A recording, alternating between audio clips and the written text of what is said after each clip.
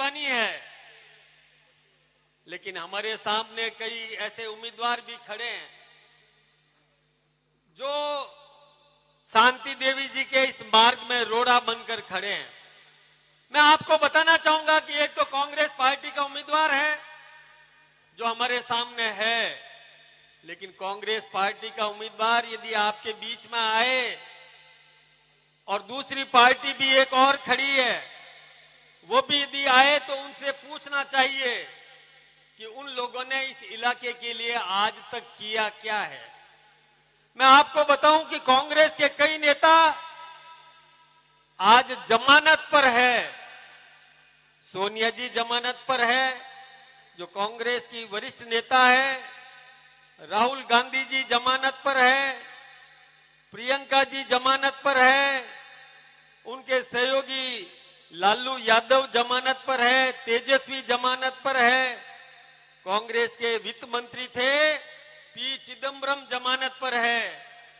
कुछ समय पहले हेमंत सोरेन एक राज्य के मुख्यमंत्री थे, वो भी भ्रष्टाचार में गिरफ्तार हुए, वो भी जमानत पर है।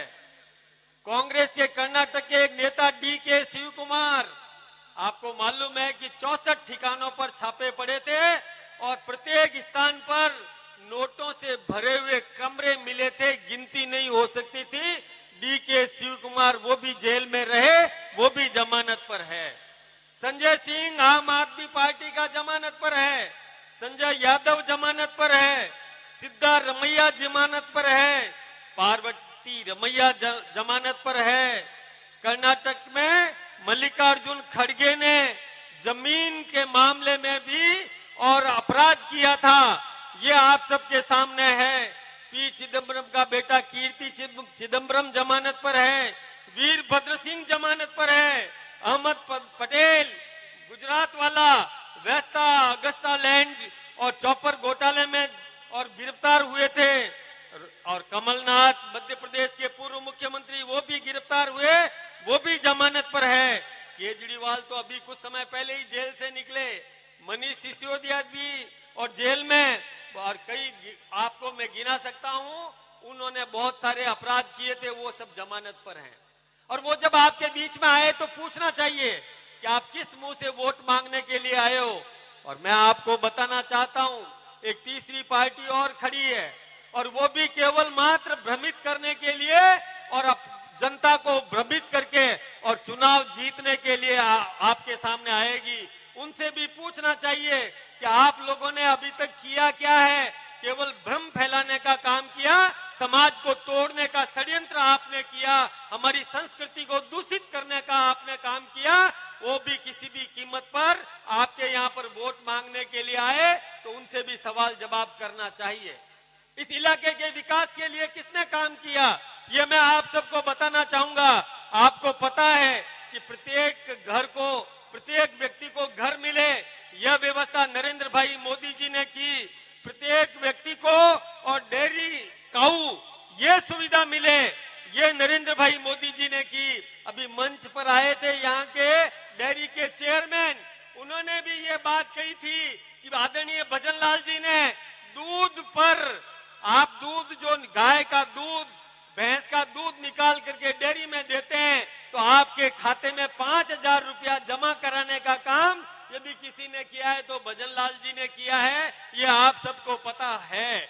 और यही नहीं, पेट्रोल की कीमतें कम करी, डीजल की कीमतें कम करी, आना पाई सिक्के का हिसाब इन्होंने रखा।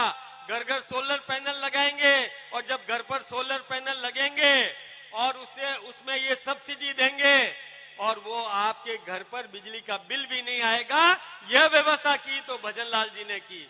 यही नहीं, किसान सम्मान निधि में 2,000 रुपया अपनी तरफ से जोड़ा, क्योंकि ये आना पाई का हिसाब रखते हैं और खून के पसीने का पैसा और पसीने का पैसा जनता के हित के लिए लगना चाहिए। ये सारी व्यवस्था और भजन लाल जी ने की है। एसटी और अदर ट्रेडिशनल फॉरेस्ट डेवलपमेंट्स के लिए कोई कानून बनाया तो 2006 में भारतीय जनता पार्टी की सरकार ने बनाया।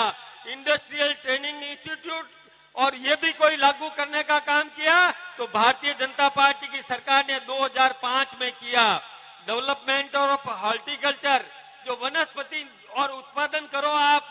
पहाड़ी में उत्पादन होता है उसका, पहाड़ी इलाके में ही उस वनस्पति का उत्पादन होता है। और यह व्यवस्था की तो भारतीय जनता पार्टी की सरकार ने 2007 में की। छोटी खेती का विकास करने का काम यदि किया तो नरेंद्र भाई मोदी जी ने 2014 में किया। और मुफ्त घर और ये व्यवस्था भी नरेंद्र भाई मोदी जी ने की। रोजगार के अवसर पैदा किए, ये भजनलाल जी ने पैदा किए। महिलाओं का उत्थान का काम किया, ये भजनलाल जी ने किया।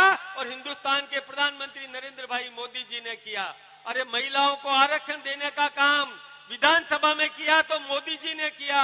और एससी और एसटी वर्ग को चुनाव लड़कर के सरपंच बनने का अधिकार यदि किसी ने दिया तो हमारी पार्टी भारतीय जनता पार्टी के भैरव सिंह जी शेखावत ने दिया।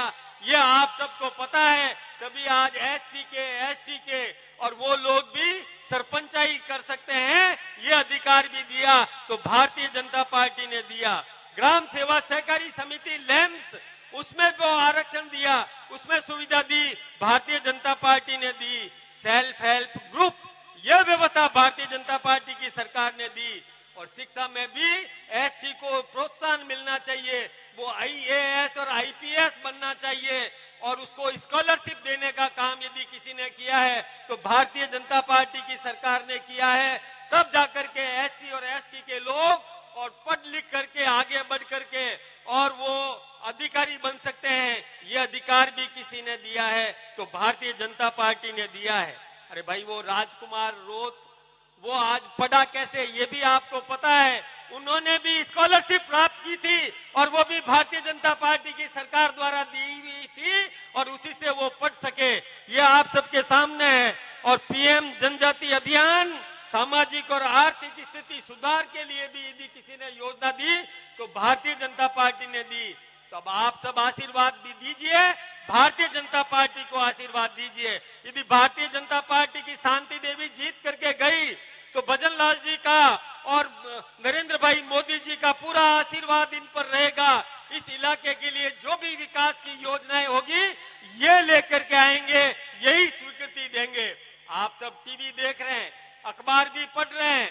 ये भजनलाल जी राजस्थान के मुख्यमंत्री केवल यूं ही विकास पुरुष नहीं है, विकास के लिए इन्होंने काम किया है और विदेश भी गए, वहां से भी कई उद्योगपतियों को लेकर के हिंदुस्तान में उद्योग स्थापित करवाने के लिए लाए। हिंदुस्तान के भी महाराष्ट्र में और कई प्रांतों में जाकर के और वहां से भी उद्योगपति को ला करके उद्योग स्थापित करवाने का काम कर रहे हैं। आपके इलाके के लोग भी रोजगार के लिए बाहर जा रहे हैं तो बाहर नहीं जाना पड़ेगा, क्योंकि भजनलाल जी जब यहाँ उद्योग स्थापित करवाएंगे तो रोजगार मिलेगा। पहली प्राथमिकता स्थानीय व्यक्तियों को मिलेगी। यह व्यवस्था भजनलाल जी करने वाले हैं। इसलिए भजनलाल जी आज आपके बीच में आए, वो आपके सामने सारी बात रखेंगे। मैं तो यही कहना चाहता हूँ, इस इलाके का विकास यदि करना है तो न तो किसी और पार्टी की तरफ जाना है, न कांग्रेस न बीएपी, किसी से भ्रमित मत होना। इलाके का सर्वांगीण विकास करना है तो आदरणीय भजनलाल जी की ताकत बनो, यही प्रार्थना करूंगा मैं आप सबसे सामने।